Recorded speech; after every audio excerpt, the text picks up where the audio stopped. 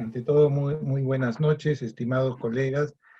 Soy el doctor Enrique Ruiz Mori, presidente de la Sociedad Peruana de Cardiología, y quiero agradecer la asistencia de todos y cada uno de ustedes en esta noche, en donde queremos agradecer al American College of Cardiology a través de la doctora Carolina Pimentel, quien es la gobernadora para Perú en estos próximos 2 años de actividad. Y gracias a su agilidad en poder hacer reuniones científicas, ha logrado poder congregar esta noche a nuestras dos profesoras invitadas, la doctora Iliana Piña y a la doctora Clara Saldarriaga, quienes han hecho un alto en sus actividades científicas para podernos acompañar y brindar el intercambio científico que busca, en este caso también, la Sociedad Peruana de Cardiología. Esta actividad del American College permite a la sociedad mantenerse en la vanguardia y tratar de cumplir lo que se ha planteado en lo que es la educación médica continua. Si bien lo estamos haciendo ahora bajo esta nueva forma de virtualización, que bueno, es una nueva manera de poder llegar a todos nuestros asociados, pero también nos ha permitido unirnos cada vez más. Ahora podemos fácilmente conectarnos con nuestras filiales, con médicos del interior, lo que antes no se podía hacer. Y esta tecnología no es una tecnología que va a pasar. Creemos que se va a quedar por mucho tiempo y hay que saberla aprovechar. Y vean ustedes que en esta noche vamos a tener brillantes exposiciones gracias a esta actividad en la cual también el American College of Cardiology lo tiene como una meta, tratar de educar a la mayor cantidad de médicos. Agradecer al laboratorio Siegfried y al laboratorio Menarine por el apoyo logístico para esta actividad, y no me queda sino dejar en uso la palabra a la doctora Carolina Pimentel para que dirija la reunión. Muy buenas noches. Gracias, doctor Enrique Ruiz. Buenas noches con todos. Yo soy la doctora Carolina Pimentel Fernández, soy la gobernadora del ACC. El ACC es el Colegio Americano de Cardiología, una sociedad médica con más de 54.000 miembros. Nuestra misión del ACC es transformar la atención cardiovascular y mejorar la salud del corazón en todo el mundo. Es el hogar profesional de todo el equipo de atención cardiovascular. Los invito a formar parte de esta comunidad científica. En esta noche voy a presentar el webinar Diabetes y Falla Cardíaca Abriendo Fronteras. Nos acompañan, como ya ha mencionado el doctor Enrique Ruiz, la doctora Clara Saldarriaga, Geraldo de Colombia, y la doctora Ileana Piña de los Estados Unidos. Así también tenemos a nuestros panelistas, el doctor Alfonso Brais, cardiólogo, representante en Perú del JAC en español y miembro asociado de la ACC. Así también el doctor Walter Alarco es cardiólogo y jefe de la unidad de insuficiencia cardíaca, trasplante cardíaco e hipertensión pulmonar del INCOR. También tenemos al doctor Enrique Anchante, cardiólogo del Hospital Cayetano Heredia, miembro de la Asociación de Diabetes del Perú. Les pedimos a todos los que han tenido la suerte de entrar a este webinar, Diabetes y Insuficiencia Cardíaca, que tengan su micrófono apagado y que las preguntas se harán a través del chat. Voy a pasar a presentar entonces a la doctora Clara Saldarriaga, amiga nuestra. Ella, la doctora Clara Saldarriaga, muchas veces ya ha estado en el Perú.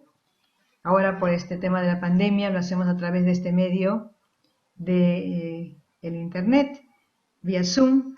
Bienvenida, doctora Clara Saldarriaga. Ella es internista cardióloga, especialista en insuficiencia cardíaca, líder del programa de insuficiencia cardíaca de la clínica CardioVit de Medellín, Colombia. Ella es jefa del programa de cardiología de la Universidad Pontificia Bolivariana y es líder de opinión en el tema de insuficiencia cardíaca. Clarita, la audiencia es tuya. Puedes compartir tu pantalla. Muchas gracias, Carolina, Walter, doctor Brais. Para mí realmente, como lo decía Carolina, estar con ustedes es como estar con mi familia. Saben cuánto me gusta compartir con ustedes estos encuentros académicos. Y bueno, definitivamente la virtualidad me ha permitido llegar a sus hogares mucho más veces de lo que he podido hacer en otros años cuando las visitas que les he hecho al Perú han sido presenciales. Y a mí me corresponde en esta noche hablarles acerca de la relación que existe entre la diabetes y la insuficiencia cardíaca. Y voy a tratar de convencerlos en los próximos 20 minutos de que estas dos enfermedades son una asociación peligrosa a la cual necesitamos prestarle más atención. Esta es mi declaración de conflictos de interés y quiero empezar mostrándoles este cuadro que probablemente ustedes conozcan, se llama El Jardín de las Delicias y está en el Museo del Prado, y lo traigo hoy porque si ustedes observan con cuidado estos tres paneles, encontrarán que está lleno de detalles. Prácticamente podrían pasarse horas enteras tratando de identificar las diferentes historias que tenemos en este cuadro. Y lo mismo sucede con los pacientes diabéticos que tienen insuficiencia cardíaca. Están llenos de pequeños detalles que tenemos que aprender a enfocar, a identificar y a tenerlos en cuenta a la hora de tratar a los pacientes. Sabemos muchas cosas de la relación de estas dos enfermedades. Sabemos que cerca del 30% de los pacientes con insuficiencia cardíaca tienen diabetes y adicionalmente sabemos que ser diabético es un factor de riesgo para desarrollar insuficiencia cardíaca. Miren algunos datos que tengo de Colombia, mi país. Ustedes saben que nosotros tenemos un registro que se llama Recolfaca, donde hemos recolectado la información de 2.500 pacientes de diferentes regiones del país. Y miren ustedes cómo en este registro, 1 de cada 4 pacientes con insuficiencia cardíaca en Colombia son diabéticos. Adicionalmente, estos pacientes tienen una carga muy importante de morbilidad, porque 3 de cada 4 pacientes diabéticos ha tenido una hospitalización por causa de insuficiencia cardíaca durante el último año. Y la estancia promedio de estos pacientes en nuestro país es 11 días, muchísimo mayor de la que tenemos para el resto de los pacientes con insuficiencia cardíaca de nuestra población. Entonces, estos datos son importantes a la hora de entender la perspectiva de la suma de estas dos patologías. Miren ustedes cómo nuestros pacientes diabéticos con insuficiencia cardíaca con mayor frecuencia son de mayor edad. Eso implica una carga adicional de comorbilidades. Las mujeres es menos frecuente que la diabetes sea una comorbilidad en nuestras pacientes con insuficiencia cardíaca, y la presentación más frecuente de estos pacientes en nuestro registro fue la insuficiencia cardíaca con función reducida. Respecto al uso de tratamiento de estos pacientes, encontramos que hay un uso similar de terapias como los IECAS, los antialdosterónicos, pero definitivamente nuestra población de pacientes con diabetes tuvo una mayor frecuencia de uso de fármacos como los beta bloqueadores. Y estos datos que les traigo a continuación son datos de mi población de pacientes con insuficiencia cardíaca en la clínica Cardiovit. Miren ustedes cómo 1 de cada 3 de mis pacientes es diabético, y quizá uno de los datos más interesantes es que la cardiopatía isquémica solo explica el 50% de los casos de insuficiencia cardíaca en esta población. Esto quiere decir que hay vías diferentes por las cuales los pacientes diabéticos desarrollan insuficiencia cardíaca. Y miren ustedes cómo la mortalidad de estos pacientes a 5 años es 20%. Entonces, con estos datos que yo les acabo de mostrar, entendemos que existe una relación bidireccional entre estas dos patologías. Yo puedo llegar de la diabetes a la insuficiencia cardíaca. Y a su vez, los pacientes con insuficiencia cardíaca desarrollan diabetes de una manera mucho más frecuente que la población general.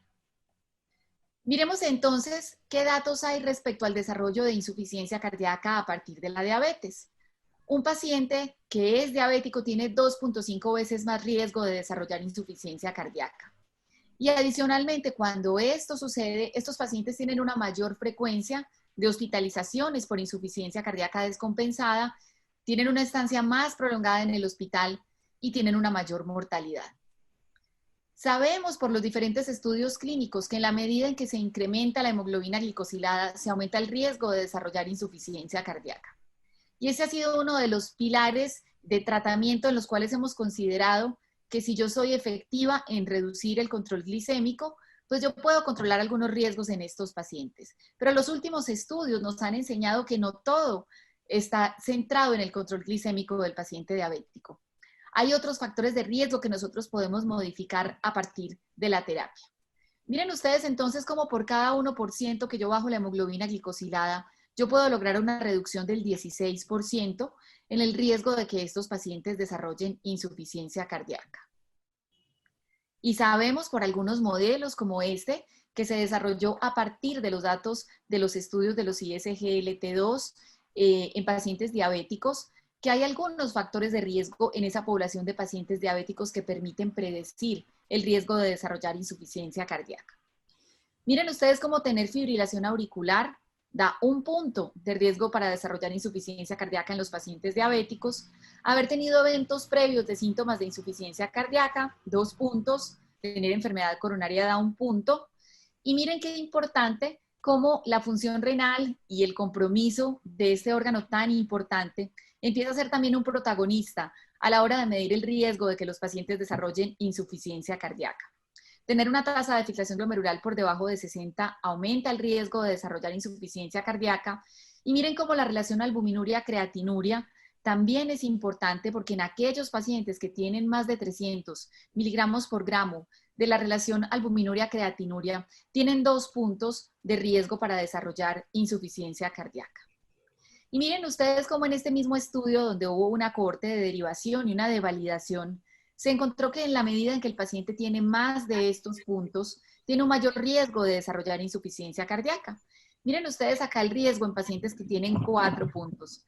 Esto quiere decir, si el paciente es coronario, tiene enfermedad renal y además tiene albuminuria, creatinuria, miren que se aumenta la probabilidad de desarrollar la enfermedad. Y esta es la importancia entonces de entender a los pacientes diabéticos como un conjunto de patologías donde tenemos que tener en cuenta todos estos factores de riesgo. Y cuando yo les mostré que solamente el 50% de los casos de insuficiencia cardíaca en nuestra población de pacientes diabéticos se explican por enfermedad coronaria, tenemos que entender que hay una vía diferente, a partir de la cual yo puedo desarrollar insuficiencia cardíaca independiente de la presencia de enfermedad coronaria. Porque tradicionalmente hemos estado pensando que siempre la historia natural de estos pacientes diabéticos es que tienen un evento coronario, hacen un infarto y a partir de acá desarrollan insuficiencia cardíaca. Pero miren ustedes cómo la hiperglicemia persistente y la resistencia a la insulina pueden generar la aparición de una enfermedad que se llama la cardiopatía diabética. Esta patología tradicionalmente se había definido como la presencia de insuficiencia cardíaca en ausencia de otras causas que la explicaran, como la enfermedad coronaria o la hipertensión. Sin embargo, es raro que ustedes encuentren un paciente diabético que además no sea hipertenso y que no tenga enfermedad coronaria. La definición actual de esta patología plantea que si el paciente tiene una enfermedad coronaria o hipertensión que no explican completamente la disfunción ventricular de este paciente, entonces podemos estar considerando que la diabetes y la insuficiencia cardíaca tienen una relación causa-efecto. Otro de los datos interesantes que hemos aprendido acerca de la cardiopatía diabética es que los pacientes no siempre desarrollan primero insuficiencia cardíaca con función preservada y a partir de acá evolucionan a insuficiencia cardíaca con función reducida. Ya sabemos que existen 2 fenotipos aparte, donde muchos de estos pacientes desarrollan cardiopatía dilatada y otros desarrollan cardiopatía restrictiva. ¿Cuáles van a ser entonces los mecanismos fisiopatológicos comunes en la vía del desarrollo de la cardiopatía diabética? Recuerden que todos los cambios metabólicos inducidos por la enfermedad generan lipotoxicidad, estrés oxidativo, disfunción microvascular, apoptosis y necrosis. Incluso se han planteado varios estadios de la cardiopatía diabética, donde al inicio estos pacientes probablemente solo tienen algunos cambios iniciales como presencia de hipertrofia ventricular izquierda, aumento de la masa ventricular. Pero miren ustedes que en la medida en que la enfermedad progresa, los pacientes empiezan a desarrollar función ventricular, que puede estar normal o reducida, presencia de síntomas y finalmente la presencia de elevación de marcadores de necrosis y fibrosis. Miremos ahora cómo de la insuficiencia cardíaca los pacientes pueden evolucionar al desarrollo de diabetes. Sabemos por los estudios clínicos contemporáneos como el CHARM y el PARADIGM que una población importante de estos pacientes eran diabéticos y no lo sabían. No sé si ustedes alguna vez han participado reclutando pacientes para ensayos clínicos. Cuando un paciente ingresa a un ensayo clínico, siempre se hacen muchos estudios en la parte del screening. La hemoglobina glicosilada hizo parte del screening de estos 2 estudios. Y miren ustedes como en el chart se encontró que el 35% de los pacientes eran diabéticos, pero había un 26% de pacientes que también eran diabéticos y no tenían diagnóstico. Y un 22% de estos pacientes eran prediabéticos. Y si miramos el paradigm, 35% de diabéticos, 13% de pacientes diabéticos sin diagnóstico y 25% prediabéticos. Y si ustedes empiezan a sumar estos números, entenderán que lo extraño en estos estudios de insuficiencia cardíaca es que los pacientes fueran normoglicémicos. Y ese ha sido uno de los primeros, digamos que datos que han empezado a prender las alarmas acerca de que la insuficiencia cardíaca induce resistencia a la insulina en estos pacientes. Y las personas que manejamos programas de insuficiencia cardíaca, donde con frecuencia vemos pacientes con estadios avanzados de la enfermedad, vemos con mucha frecuencia que en la medida que la enfermedad progresa, estos pacientes empiezan a presentar resistencia a la insulina. Y curiosamente no son el típico paciente que vemos con obesidad, sino que muchas veces están caquéticos por lo avanzado de la enfermedad, están sarcopénicos, pero tienen resistencia a la insulina. Y la explicación de por qué la insuficiencia cardíaca induce resistencia a la insulina tiene varias teorías. La primera de ellas es que la activación neurohormonal explica en parte este fenómeno de resistencia a la insulina. Además, recuerden que con la enfermedad hay fenómenos inflamatorios que reducen el transportador GLUT4 de las células. También la pérdida de la masa muscular y la disminución de la perfusión del páncreas, que genera la disminución del gasto cardíaco, va a generar en estos pacientes resistencia a la insulina. También hay aumento de las adiposinas y quizá uno de los fenómenos que habíamos planteado como principales, que es el uso de diuréticos, se ha revaluado mucho en esta población de pacientes. Parece ser que todos los mecanismos previos que yo les acabo de mencionar explican principalmente este fenómeno de resistencia a la insulina. Y una vez la insuficiencia cardíaca se establece en el paciente con diabetes, tenemos que entender que hay diferencias en el pronóstico. Miren ustedes cómo los pacientes que son diabéticos y desarrollan insuficiencia cardíaca tienen una mayor mortalidad. Y este es uno de los datos más interesantes acerca de cómo estas dos patologías se conectan y tienen importancia pronóstica. Estos son los datos de nuestra población de pacientes diabéticos del programa de la clínica CardioVit. Y nuevamente miren ustedes cómo se observa que los pacientes diabéticos tienen una mayor frecuencia de eventos de mortalidad en comparación a aquellos pacientes que no son diabéticos. Pero también sabemos que la diabetes empieza a generar algunas dificultades a la hora de tratar a estos pacientes con insuficiencia cardíaca. Estos son algunos datos del estudio énfasis que se hizo con eplerenone, donde miren ustedes que ser diabético es uno de esos factores de riesgo para desarrollar hipercaliemia cuando a estos pacientes se les suministran medicamentos que tienen que ver con la vía de la inhibición de la aldosterona, al igual que el deterioro de la función renal, las medicaciones concomitantes, la edad avanzada y la severidad de la enfermedad. Miren ustedes entonces cómo hay que tener también en la ecuación la enfermedad renal de los pacientes diabéticos, porque parece ser porque esta es la explicación de la mayor frecuencia de hipercaliemia en estos estudios de pacientes diabéticos. Sin embargo, a pesar de que los diabéticos tienen más efectos adversos de estos tratamientos, es indudable el beneficio desde el punto de vista de desenlaces clínicos del tratamiento con los inhibidores de la aldosterona. Miren en esta gráfica cómo, independiente de que los pacientes tuvieran mayor riesgo de desarrollar hipercaliemia, se observó un beneficio importante al recibir esta estrategia de tratamiento. Entonces yo ya les decía que la enfermedad renal parece ser la explicación de por qué los diabéticos presentan una tendencia a hacer más efectos adversos con algunos de los medicamentos que utilizamos para tratar la insuficiencia cardíaca. Y por esta razón, siempre es importante recordar que a los pacientes con insuficiencia cardíaca, y especialmente si son diabéticos, hay que medirles, hay que calcularles la depuración de creatinina, hay que evaluar la presencia de albuminuria. 10% de los pacientes diabéticos o de los pacientes con insuficiencia cardíaca, así no sean diabéticos, pueden tener presencia de albuminuria. Y miren ustedes que esto es importante desde la perspectiva de la clasificación de la enfermedad renal, porque hay que hacer algunos ajustes a la hora de tratar a estos pacientes con insuficiencia cardíaca. Esta es una publicación muy interesante de la Sociedad Americana de Cardiología, donde nos plantean cuáles deberían ser esas consideraciones que tenemos que tener a la hora de ajustar el tratamiento de la insuficiencia cardíaca en pacientes con enfermedad renal.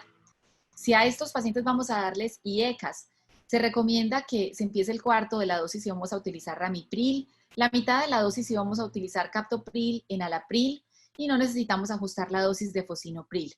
Si vamos a utilizar los antagonistas del receptor de angiotensina 2, recuerden que no es necesario ajustar medicamentos como candesartán, pero sí tenemos poca información de su seguridad en pacientes con depuración por debajo de 10 mililitros minuto para valsartán y 15 mililitros minuto para candesartán. Con los ARNI se recomienda utilizar la menor dosis de sacubitril/valsartán a la hora de iniciar el tratamiento, y con los antagonistas de la aldosterona recuerden que no se deberían utilizar en pacientes con depuración menor a 30 mililitros minuto. Respecto a los betabloqueadores, el único ajuste recomendado es empezar la mitad de la dosis de bisoprolol, y para los demás betabloqueadores no es necesario hacer ajustes de la dosis. Una vez se siguen estas pautas, recuerden que hay que titular las dosis de los fármacos y vigilar la creatinina, el potasio, la presión arterial y la evolución de los pacientes. Pero si estas dos enfermedades están íntimamente relacionadas, son frecuentes, miremos qué alternativas hay para detectar tempranamente la insuficiencia cardíaca en los pacientes con diabetes. Una de las aproximaciones más interesantes es esta, y es la de medir los péptidos natriuréticos en pacientes diabéticos en riesgo de desarrollar insuficiencia cardíaca. Estos son los datos del estudio Pontiac Trial, un estudio que se hizo en el Reino Unido en pacientes diabéticos a los cuales se les medía sistemáticamente el NT-proBNP. Y en aquellos que tenían elevado el NT-proBNP, recuerden que eran pacientes que no tenían diagnóstico previo de insuficiencia cardíaca, se intensificó el control de factores de riesgo, se hizo un seguimiento especializado. Y miren ustedes que esta estrategia guiada por péptidos natriuréticos, que a partir de la realización de ecocardiografía permitió detectar a aquellos pacientes que tenían insuficiencia cardíaca subclínica, demostró una reducción significativa en la tasa de eventos de muerte y hospitalizaciones de esta población.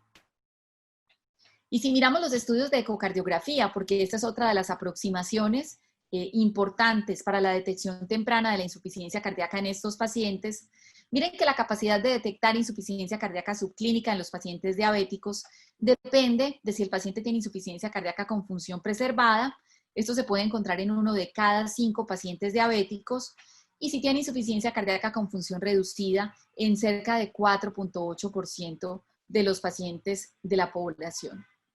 Pero quizá una de las grandes dificultades de la eco es que nos hemos centrado en la detección de las alteraciones de la fracción de eyección. Estos son algunos de los nuevos parámetros que se plantean en la actualidad que nos podrían ayudar a detectar tempranamente la presencia de cardiopatía en estos pacientes diabéticos. La deformación miocárdica, la función diastólica del ventrículo derecho, la masa ventricular, la presencia de grasa pericárdica y los cambios en la válvula mitral. Después de hablar acerca de cómo podemos detectar tempranamente a estos pacientes, miremos qué diferencias existen en la terapia farmacológica de los pacientes diabéticos con insuficiencia cardíaca. Los diuréticos, sabemos que el uso de tiazidas aumenta la hemoglobina glicosilada discretamente en estos pacientes. Respecto a los diuréticos de ASA, debemos recordar que siempre hay que emplear la menos dosis necesaria. Algunos pacientes no necesitan diuréticos para mantenerse eubolémicos, y en este grupo de pacientes debemos tratar de suspenderlos. La digoxina, hay análisis del estudio DIC que sugieren que hay un mayor riesgo de toxicidad por digoxina en pacientes con diabetes. Recuerden que la concomitancia de enfermedad renal es importante a la hora de explicar este efecto adverso. Y esto hace que estos pacientes tengan una mayor frecuencia de intoxicación digitálica que requiera hospitalización. Aunque este medicamento cada vez ha ido bajando escalones y niveles de recomendación en todas las guías de insuficiencia cardíaca, en nuestros países vemos con frecuencia que todavía se utiliza con cierta frecuencia, y por eso es importante recordar que hay que monitorizar los niveles de digoxina para evitar la toxicidad. La digoxina es una de las 10 drogas con las que más se intoxican los pacientes en los hospitales. Respecto a los IECAS, definitivamente no hay duda que los análisis de subgrupos nos han enseñado que la población de pacientes diabéticos se benefician del uso de IECAS. Y al parecer el efecto de protección renal es una de las explicaciones de estas diferencias. Y esto sucede también con los ARA2. Respecto a los betabloqueadores, existe beneficio en la población de pacientes diabéticos y siempre ha existido la discusión respecto a si deberíamos preferir en estos pacientes los betabloqueadores que son selectivos versus los no selectivos. Las guías nos recomiendan que la estrategia de tratamiento que deberíamos utilizar en estos pacientes es similar a la de los pacientes que no tienen diabetes. Respecto a los antialdosterónicos, ya mencionamos que los diabéticos con frecuencia presentan mayor frecuencia de hipercaliemia y la razón es por la concomitancia de enfermedad renal y simplemente debemos vigilarlos de una manera más estrecha, pero no privarlos del beneficio de este grupo farmacológico. Y finalmente, con sacubitril/valsartán existe un subanálisis del Paradigm donde se observa que independiente de la presencia o no de diabetes, los pacientes se benefician de su uso. Y adicionalmente hay un efecto modesto de reducción en la hemoglobina glicosilada y menor deterioro de la función renal. Los dispositivos, tanto los resincronizadores como desfibriladores en estos pacientes tienen similar beneficio. Simplemente se debe procurar que el paciente diabético llegue con el mejor control metabólico al momento del implante. Miremos entonces qué nos dicen las guías de diabetes respecto al tratamiento de la diabetes si el paciente tiene insuficiencia cardíaca.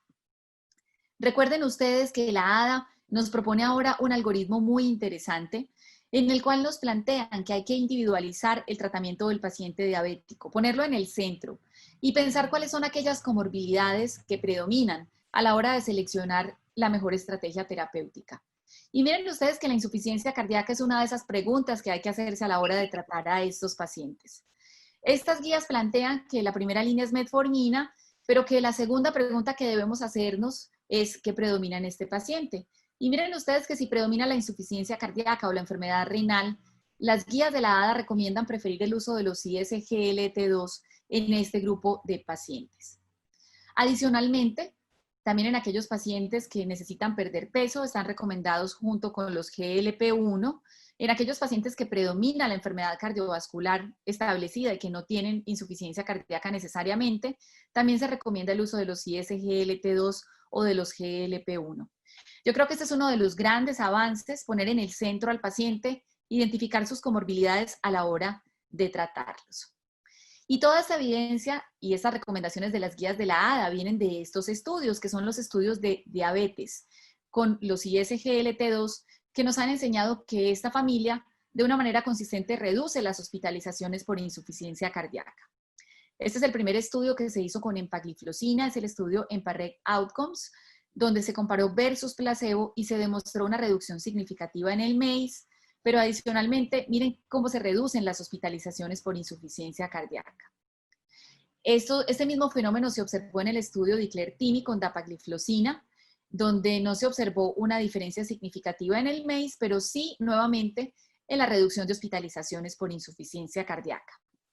Y la tercera molécula de esta familia, la canagliflozina, en el estudio CANVAS, también mostró de manera consistente reducir las hospitalizaciones por insuficiencia cardíaca.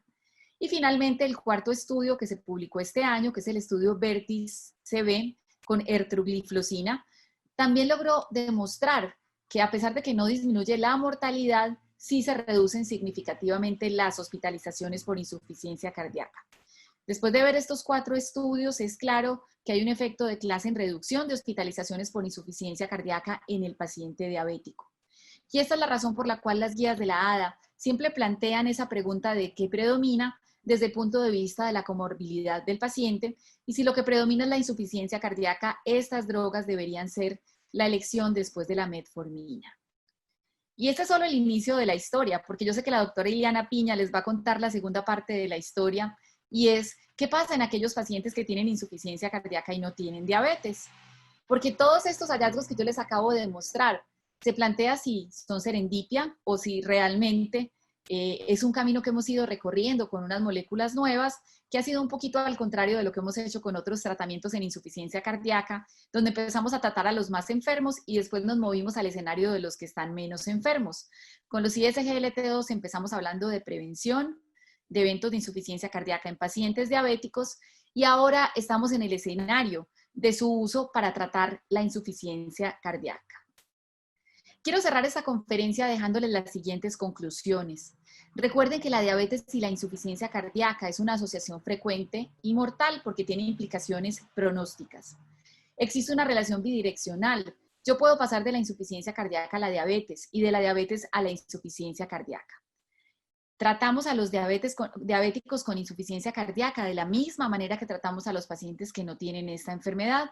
Sin embargo, es importante recordar que hay que vigilarlos porque tienen una mayor frecuencia de presentar eventos adversos como la enfermedad renal y la hipercaliemia.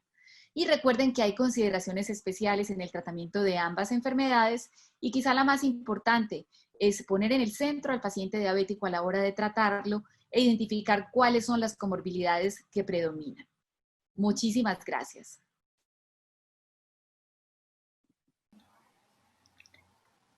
Gracias, doctora Clara Saldarriaga. Excelente exposición. Valió la pena esperar un poquito y la gente se está conectando con nosotros. Gracias a Dios ya se solucionaron los problemas técnicos. La felicitamos, extraordinaria conferencia. Ahora vamos a presentar a la doctora Ileana Piña. Viene de los Estados Unidos. Ella es FAC, profesora de medicina de Wayne State University. Ella es profesora de medicina también de la Universidad Central de Michigan. Ella es Senior Staff Fellow del FDA. Tiene certificación de los Estados Unidos en medicina interna, en cardiología, en farmacología clínica y en insuficiencia cardíaca avanzada y trasplante. Además, ella, el último premio que ha sido acreedora es el premio Berger por el avance en la investigación de la mujer en el 2017. Además, ha logrado el premio científico de la FDA en excelencia en ciencia analítica. Ha participado como miembro o directora de diversas guías clínicas. Es autora de libros de cardiología y de más de 400 publicaciones. Actualmente es la directora de insuficiencia cardíaca y asuntos académicos en Detroit Medical Center. Ella nos va a hablar sobre los nuevos SGLT2 en falla cardíaca con fracción de eyección reducida. Doctora Ileana Piña, bienvenida. Todas las escuchamos y todos los escuchamos. Puede abrir su micrófono. Estoy compartiendo mi pantalla para que la puedan ver. Claro que sí. Clarita, tu conferencia bella y perfecto anfiteatro para las cosas que vamos a hablar aquí. ¿Me escuchan bien? Perfectamente, doctora. No tengo el español tan bello que tiene mi compañera, pero si cometo algunos errores en el español me perdonan. Las diapositivas están todas en inglés, yo voy a tratar de írselas traduciendo. En este breve encuentro que tenemos, quiero de nuevo enfatizar la importancia de medicar a estos pacientes de los cuales Clara habló, de insuficiencia, y darles la farmacología que la necesitan. Me voy a pasar un tiempito hablándoles a ustedes de los inhibidores de SGLT2 y algunas de mis ideas de cómo debemos de evaluar la data que está llegando a velocidad rápida. Entonces, quiero también dejarles con un concepto un poquito distinto y es el concepto de precisión. En Estados Unidos hace tiempo que se está hablando mucho las palabras de la medicina en precisión. Pero, ¿qué cosa es la precisión? Es mirar al enfermo que uno tiene alante y no solamente evaluarlo por la enfermedad que tiene, pero sino qué más le está pasando en la vida a ese ser humano. ¿Cuáles son las otras comorbilidades? ¿Cuál es el medio ambiente donde vive?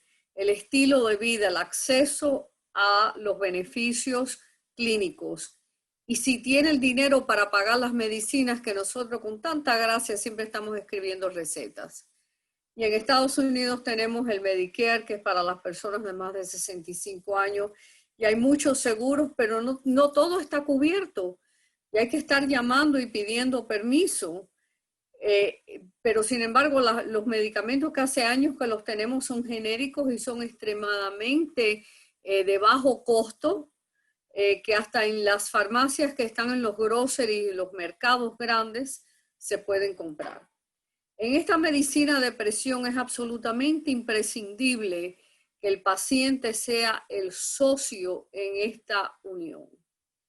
El paciente socio es el paciente que comparte con nosotros su cuidado. Y hoy estamos usando los récords electrónicos. Algunos de nosotros no somos fanáticos de los récords electrónicos porque son muy difíciles de entender y nos quita el tiempo de estar atendiendo al enfermo porque estamos mirando la computadora. En esta pandemia en que estamos viviendo, las tecnologías movibles a distancia han crecido enormemente en corto tiempo porque hemos tenido que buscar maneras de ver a los enfermos donde están ellos en sus casas si no quieren o no pueden venir a vernos a nosotros. Tenemos que poder analizar esta data y me encanta que Clara tiene en el área de ella en Medellín, tiene esa dataset tan grande, tan buena porque es local y le está dando el énfasis a lo que le está pasando ahí, a los pacientes de ella. Y otra cosa que no hacemos muy bien es tratar de averiguar si hay genéticas en los mecanismos y tal vez ahora lo que nos conviene es una buena historia de la familia del paciente cuando el paciente se nos presenta. Entonces les voy a dar un caso muy típico en la clínica de insuficiencia. Un señor de 68 años retirado, se pasa sus tiempos en un centro de comunidad, tiene insuficiencia con fracción de eyección reducida, que desde ahora les digo que les voy a decir que es HFrEF, porque es el nombre, diagnosticado hace 2 meses, clase funcional 3, tiene síntomas y la fracción de eyección la tiene en 28. Hay algunos reportes que le ha bajado la presión, pero nunca se ha ingresado por eso. Alguien lo empezó en enalapril, 10 miligramos 2 veces al día y hace 1 mes ya le estaba tomando carvedilol y el tiazide porque tenía presión alta y había tenido un infarto del miocardio hacía ya 5 años. Entonces vemos los otros problemitas que tiene este señor, que es diabético. Tiene el colesterol alto, sabemos que tiene problemas coronarios y aquí están los electrolitos de él. Vaya bastante bien, el potasio un poquito elevado, la creatinina en 1.4, la fracción del riñón no está tan mala y la hemoglobina glicositada, como le dicen ustedes, 7.5. Vemos que la presión la tiene en 95, la frecuencia cardíaca en 80 y tiene 29 kilogramos por metro cuadrado de corposidad. Aquí tenemos todas las medicinas listadas. Como vemos, está tomando la estatina, lo mismo, muy común, una pequeña aspirina. Y para la diabetes está en metformin, lo mismo, súper común, y está recibiendo insulina. Entonces, ¿qué quiero hacer yo? ¿Cuáles son mis goles con este paciente? Quiero que se sienta mejor, porque esa es la primera. Queremos mejorar al enfermo, ¿no? Que pueda hacer más cosas sin menos síntomas, con menos síntomas. Que duerma mejor y que tenga mejor apetito. Quiero mejorarle la sobrevivencia y mantenerlo no ingresado, porque el estar en el hospital para mí es un peligro con estos pacientes, porque yo no sé lo que les van a hacer en el hospital. Así que siempre prefiero tratarlos afuera del hospital. Quiero demorar o reversar el remodelamiento que tiene el corazón. Quiero bajar el NT-proBNP. Yo soy muy pro biomarcadores y sigo los biomarcadores muy detenidamente en estos enfermos. Y quiero mejorarle el estatus de la salud, que es un poquito distinto a nada más que saber sobre la calidad de vida. Y es algo que lo conversamos, pero ¿cuántas veces lo medimos formalmente con un cuestionario que se le entrega al paciente aún antes de verlo? ¿Y cómo voy a hacer eso? Bueno, quiero subirle las medicinas según las guías, sobre todo las medicinas neurohormonales. Quiero ser precisa, minimizar los efectos secundarios, incluir las medicinas que él necesita con su ambiente, con su comorbilidad y su estatus financiero. quitarle medicinas que no son necesarias y, como dijo Clara, optimizar el diurético. Todos nosotros usamos demasiados diuréticos y todos los pacientes con insuficiencia no necesitan el santo 20 miligramos de furosemide que estamos tan acostumbrados a dar. Yo soy muy pro rehabilitación cardíaca. Ustedes me han tenido ahí en su bella ciudad de Lima hablando de la rehabilitación cardíaca y lo importante que es. Las guías, tanto las europeas, las americanas, a las canadienses, todas se parecen en cuestión del bloqueo neurohormonal con IELECA o con los bloqueantes de angiotensinos en 2, o hoy en día con la combinación de valsartán con sacubitril, que es el ARNI, es la palabra más corta que podemos usar para describirlo. Las guías tienen tal vez algunas pequeñas diferencias, pero más importante es que no lo estamos haciendo. Tenemos estos medicamentos, el ARNI es bastante más caro en Estados Unidos, pero todos los otros son extremadamente económicos, pero no los estamos usando. Y aquí tenemos un registro que demuestra eso, que a pesar de que estos medicamentos, el primer IECA de captopril salió en el 1982 y el primero de enalapril salió en el 87. Miren los años que tenemos estos medicamentos y no los estamos usando. ¿Y por qué no los estamos usando? Les voy a dar algunas de las razones, pero nos ha costado trabajo, a mí me ha costado muchísimo trabajo convencer a mis residentes, a mis fellows, a mis compatriotas, a mis colegas, que quitar las medicinas estas no es bueno. Cuando sube la creatinina un poquito, la primera reacción es, hay que quitar el IECA, hay que quitar el ARNI. Sin embargo, hoy en día que tenemos un poco más de estudios enseñándonos que el remover estas medicinas no es bueno. Y aquí tenemos un ejemplo de mortalidad en un año. La línea azul y la línea verde son aquellos descontinuados o que nunca se les comenzó la triple terapia que estamos hablando. Y en las líneas rojas y más bien moradas, aquellos que se continuó el tratamiento. Y pueden verlo fácilmente, hay una diferencia enorme en la mortalidad entre aquellos que dejaron en sus medicinas o se las empezaron y aquellos que se las quitaron. Y lo mismo es para el reingreso, así que los dos están mal. Bueno, ¿qué decimos para quitar las medicinas? La más común es, le subió la creatinina y con ella le subió el potasio y entonces se la vamos a quitar. O la presión está baja, una presión de 95 conmigo mientras que el paciente no tenga síntomas está perfectamente bien. Y yo siempre los levanto, los siento a ver si hay algún cambio en posición de la presión, pero si no, los dejo tranquilos.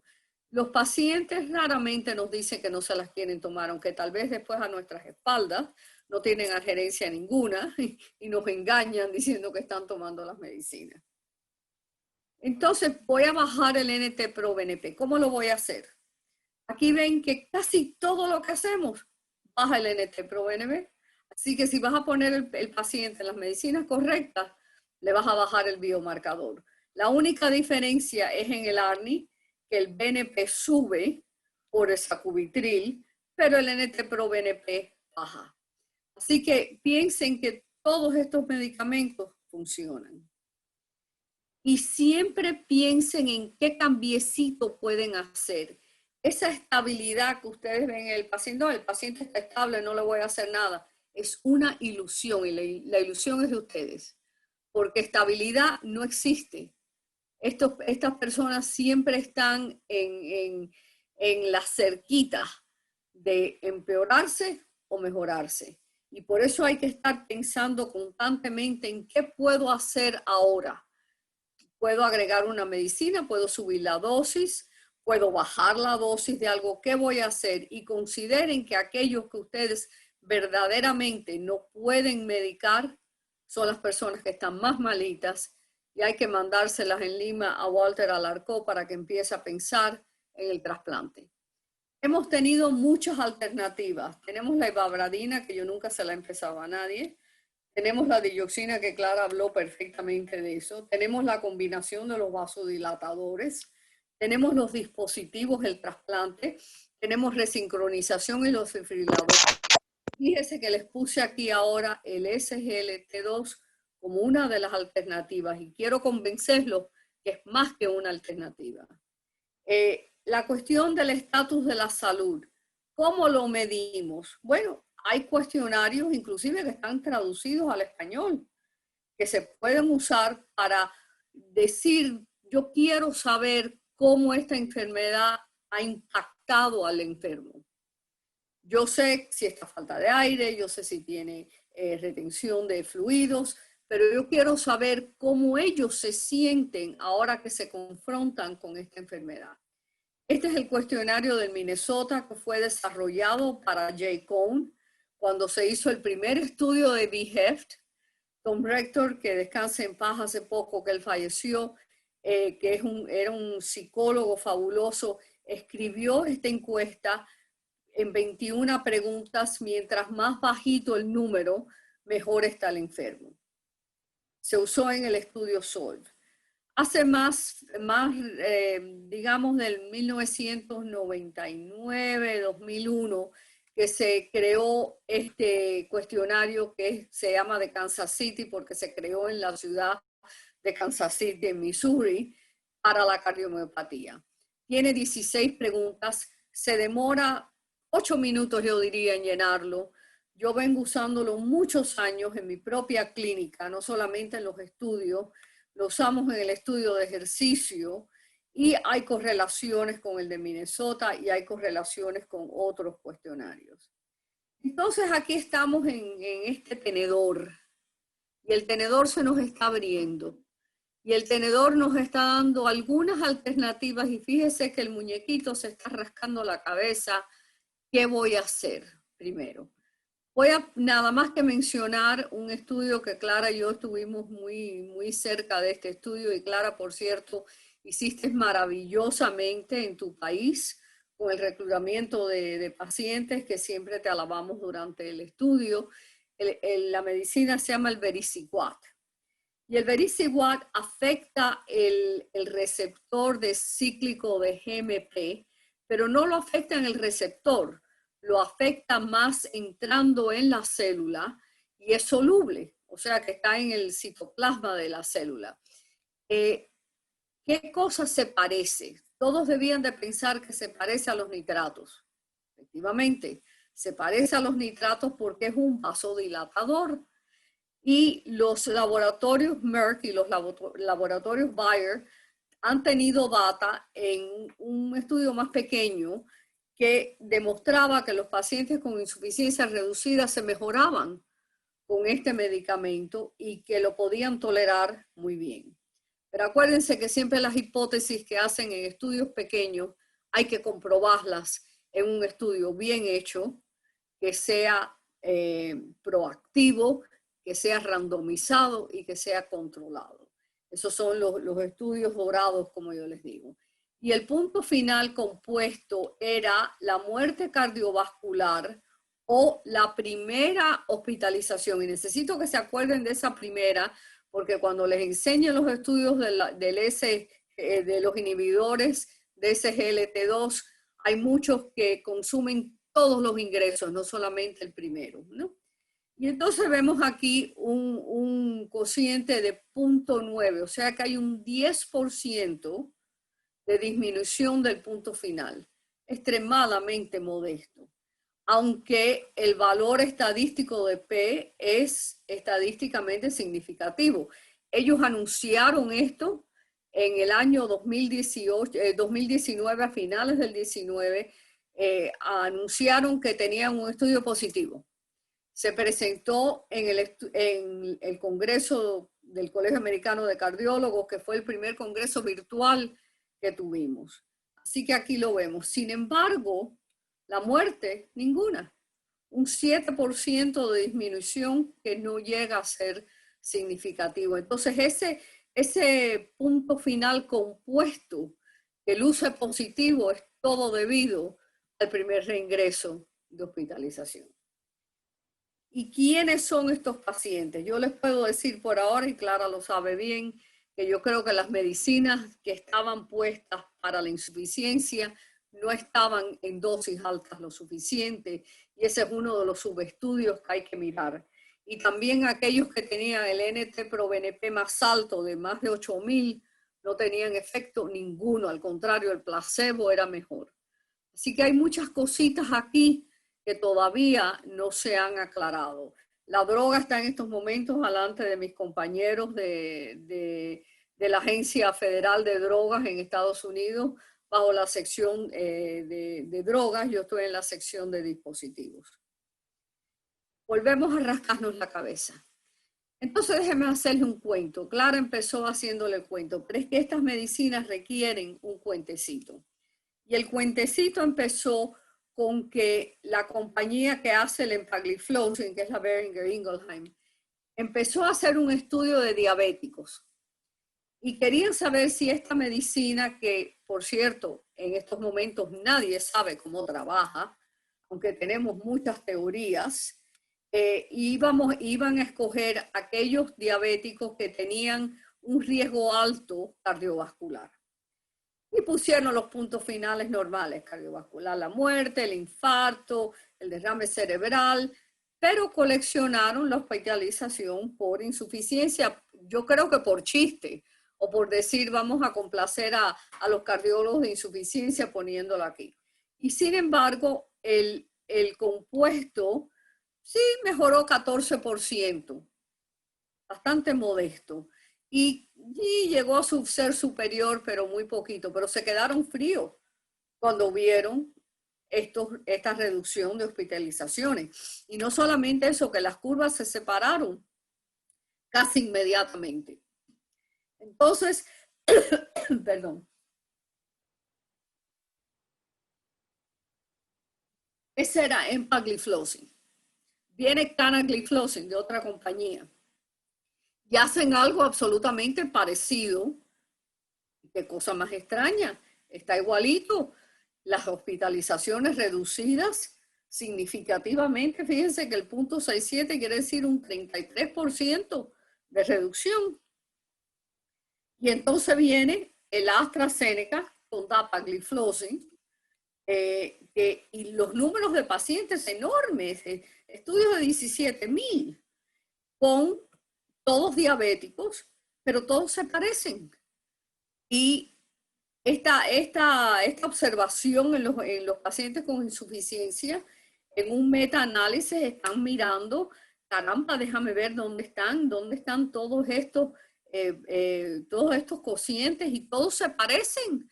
Y se parecen si unimos insuficiencia con muerte, y se parecen si hacemos insuficiencia nada más.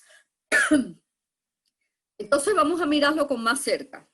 Dapagliflozin empezó a mirar qué tipo de insuficiencia, porque acuérdense que en los primeros estudios no sabíamos. Sabíamos la palabra heart failure, pero no sabíamos qué tipo de heart failure. Y nos ponemos a ver que parece que esto es en reducida, en fracción de eyección reducida. Y las diferencias son bastante grandes. Y entonces, más curioso todavía, canagliflozin decide que va a mirar al riñón.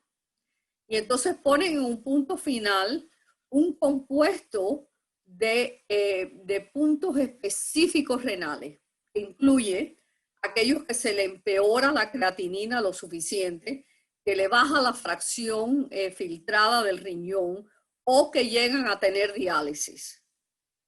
Pero cuando hacen eso dicen, caramba, esto está bastante bueno. Pero déjame mirar qué está pasando con la creatinina y con la función renal. Y de pronto vemos, porque se habían quejado algunos de los investigadores que cuando empezaban estos productos, la creatinina subía.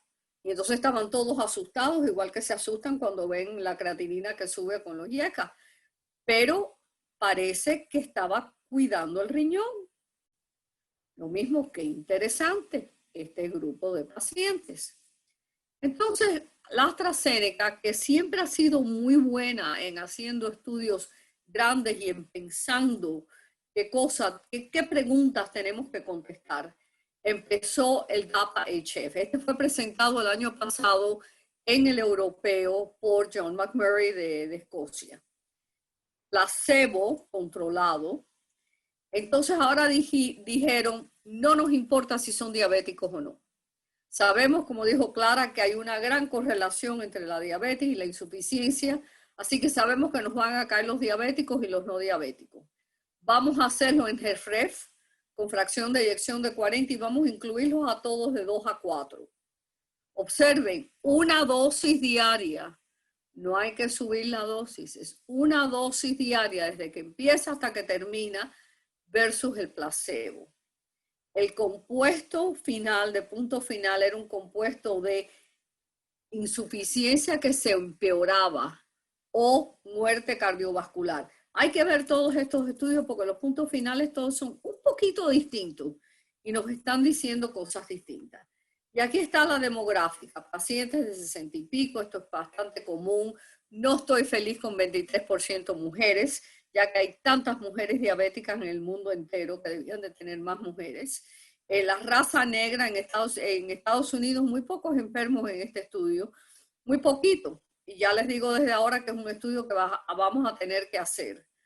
Casi todos clase 2 y 3. Vemos las presiones, 122. Esto es bastante común. Fracción de eyección 30 más o menos. El NT-proBNP elevado, no de los que yo veo. Yo los veo en 10.000, 15.000, 20.000. No tan elevado, pero bueno, no normal de todas formas. Y una función renal bastante decente. Y de pronto, todos los puntos finales son positivos. Y se les ha criticado que la mortalidad, aunque es positiva, es modesta, pero 18% es mejor que lo que hemos visto en otros estudios, ¿no? En el Victoria no vimos ninguna. Y este compuesto se separa rápidamente, las curvas se separan rápidamente cuando empieza el estudio. Y efectivamente lo que se observó en los otros, ahí están los ingresos por insuficiencia disminuida y en este caso de dapagliflozin, un número significativo de mejoría en muerte cardiovascular, no muerte toda, muerte cardiovascular. Y cuando se ponen a mirar, acuérdense que todas estas gráficas que se hacen, los estudios grandes, todos ustedes la ven, siempre las enseñan, pero tiene un solo propósito. Hay algún grupo que está actuando distinto a los otros grupos. Para eso es estos complots. No para buscar nada, tal vez sacar una hipótesis nueva que hay que comprobar. Pero fíjense que los diabéticos y los no diabéticos son casi idénticos. O sea que no hay diferencia. En realidad no hay ningún grupo con diferencia, excepto tal vez las personas que están más gruesas, que al contrario tenían mejor resultado. Y entonces hace unos mesecitos nada más, se presenta el estudio de EMPA-REG, y este fue en el europeo de este año. Milton Tucker me prestó las diapositivas de él para que yo se las enseñara, y caramba, se parece muchísimo, y estos son los pacientes con insuficiencia. Por cierto, ellos enriquecieron el grupo de pacientes con más personas que tenían fracciones de eyección de 30 o más bajas, porque querían los más enfermitos. Y ya verán qué interesante. La reducción es de 25%. Cuando miramos todos los compuestos de ese compuesto, vemos que la muerte es casi idéntica en los dos grupos, aún enriqueciendo el grupo de pacientes, ¿no? Pero la primera hospitalización y el compuesto, y según Milton siempre me dice, todas las hospitalizaciones, no solamente la primera, son significativamente reducidas. Precioso gráfica que es casi idéntico al Credence que les enseñé, la protección del riñón. Y les quiero hacer una observación interesante. Nosotros no nos damos cuenta que los pacientes con insuficiencia están perdiendo función renal constantemente. No es por las medicinas de nosotros, las medicinas lo protegen, pero están perdiendo, están aumentando creatinina y perdiendo filtración lentamente, porque hay una conexión entre el riñón y el corazón que yo creo que todavía nosotros no entendemos. Y nunca hemos visto medicinas que protejan el riñón.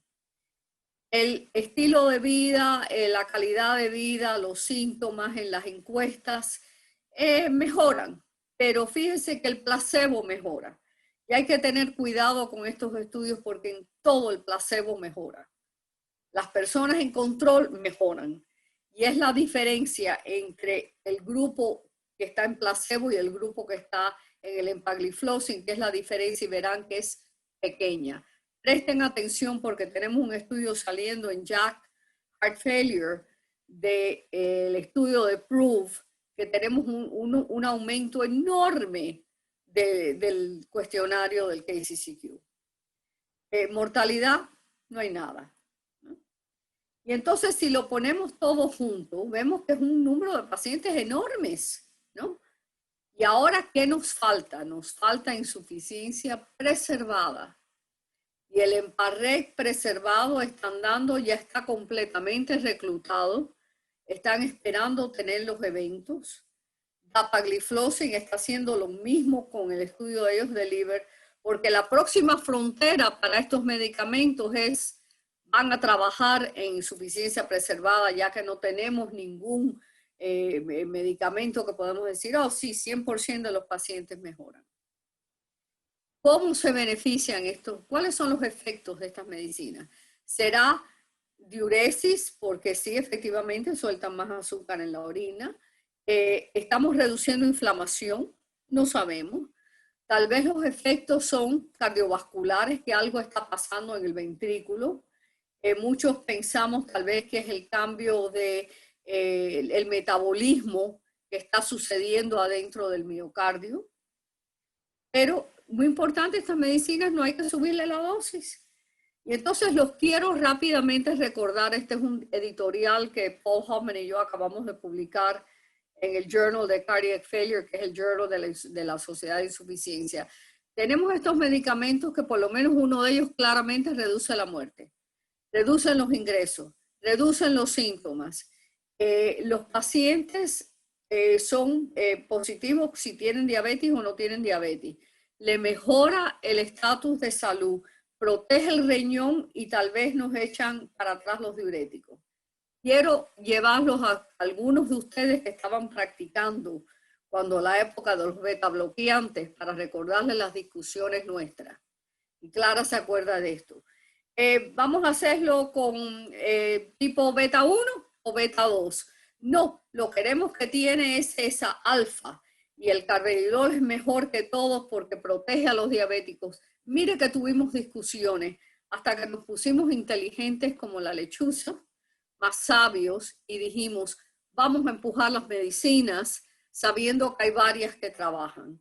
Y eso es lo que nosotros estamos pidiéndole, que vamos a educar a nuestros colegas para que estos medicamentos hayan sido usados a la misma vez que estemos subiendo los neurohormonales. No necesitamos parar los neurohormonales para usar esto, al contrario, yo lo veo como paralelas y vamos a concentrarnos en poner las medicinas en nuestra farmacopía, en nuestros hospitales, en nuestras clínicas y en Estados Unidos pelearnos con las compañías de seguro con las cuales yo no me llevo muy bien, pidiendo que cubran a los pacientes con estos medicamentos. Entonces, sumario, vamos a ser precisos con cada paciente.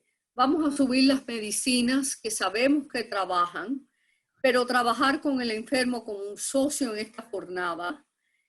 Mirar aquellos otros factores, por ejemplo, la anemia. Hemos ignorado mucho un estudio que se va a presentar en el American Heart en 2 semanas. Es uno de los estudios de hierro intravenoso. Piensen en la rehabilitación cardíaca que es beneficiosa para todos estos enfermos. Sigan los biomarcadores y usen los cuestionarios estos para preguntarle a sus enfermos cómo se sienten, de verdad, cómo les ha afectado su vida. Y aquí los dejo con la última, que va a ser presentada en la Asociación Americana del Corazón. También les digo que la medicina no salió como ellos querían y tal vez lo podemos hablar en la discusión. Miles gracias por permitirme estar aquí con ustedes. Siento mucho no poder estar en persona con ustedes. Tengo muchos amigos allá.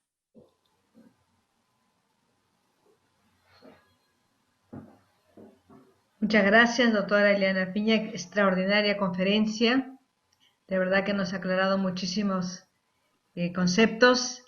Y lo último, en lo que es el tema que ha usted disertado, la felicitamos y damos gracias que el ACC ha podido conectarse con usted y poder estar aquí con nosotros en nuestro webinar de esta noche, Diabetes y Falla Cardíaca, Abriendo Fronteras. Tenemos preguntas del auditorio, pero antes queremos que nuestros panelistas, empezando por el doctor Bryce, nos haga alguna pregunta o algún comentario que él desee hacer. Doctor Bryce. Muchas gracias, Carolina. Me siento muy honrado de estar acá con nuestras distinguidas invitadas de gran experiencia, indudablemente, en lo que corresponde a falla cardíaca, en una trayectoria que nos muestra las guías y nos marcan el derrotero no solamente mundial, sino regional, como es la doctora Eliana Piña, como es la doctora Clara Salarrea. Yo me siento muy honrado de que me hayan invitado y agradezco a la Sociedad Peruana de Cardiología y al Colegio Americano de Cardiología, de lo cual formo parte de ellos para estar acá presente. Bueno, ha sido una combinación de la entrevista, de la conferencia, perdón, entre Clara y la doctora Iliana, extraordinaria. Nos han llevado un paso que nos ha mostrado toda la evidencia actual que podemos tener. Yo quiero ir en forma práctica, que lo he comentado con mucha gente, de lo que hacemos cardiología, hacemos un poco de falla cardíaca, no tan profunda, pero sí hay una preocupación. Yo creo que este tipo de productos como los inhibidores de SGLT2 ya nos están mostrando probablemente un tratamiento temprano. Y no es esperar que tengamos ya un paciente en falla cardíaca evidente, en lo cual lo ha mostrado. Entonces yo podría decir, del tratamiento de falla cardíaca, el clásico que cambió con ARNI, probablemente los inhibidores de SGLT2 también ingresan en todas las guías o ya deberían estar puestas. No, yo quiero hacerles una pregunta práctica, ¿cómo me pueden ayudar? Fíjense el tratamiento previo, el tratamiento que está en penumbra, el tratamiento que está con una fracción de eyección entre 40 y 50% que ha podido bajar, regresa a 40%, pero está en penumbra. Ese paciente que probablemente podemos rescatar de una diabetes marcada, pero está en un borderline. O sea, estoy hablando de posiciones limítrofes. Yo creo que con este tipo de productos sí se beneficia. Probablemente lo que podemos tener es por el costo en nuestra región. Yo creo que Iliana tiene el Fondo Latinoamericano, vocera de todo esto, creo que nos ha dado todas las indicaciones. Creo que me gustaría, ¿qué consejo nos puede dar? Así como Clara, que es una vocera para darnos las indicaciones claras de cómo usarlo.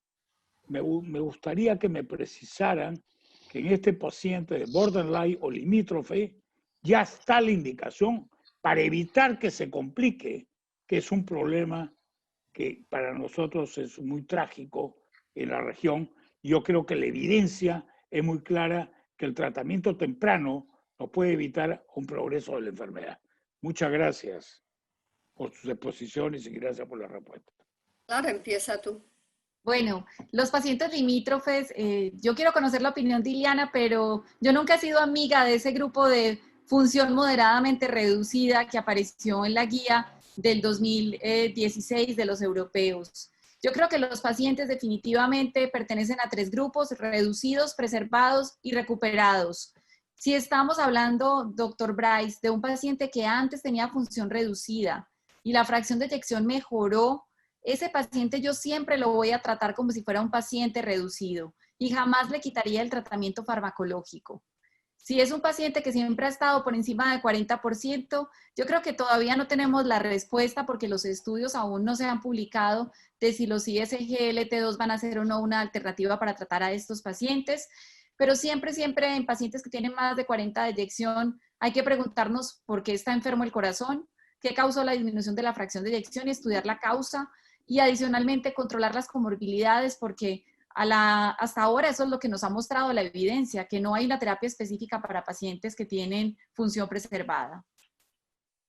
Estamos muy de acuerdo. Es ese grupo que se ha mejorado, que le decimos MREF, para mí en realidad son HFrEF y se comportan como HFrEF.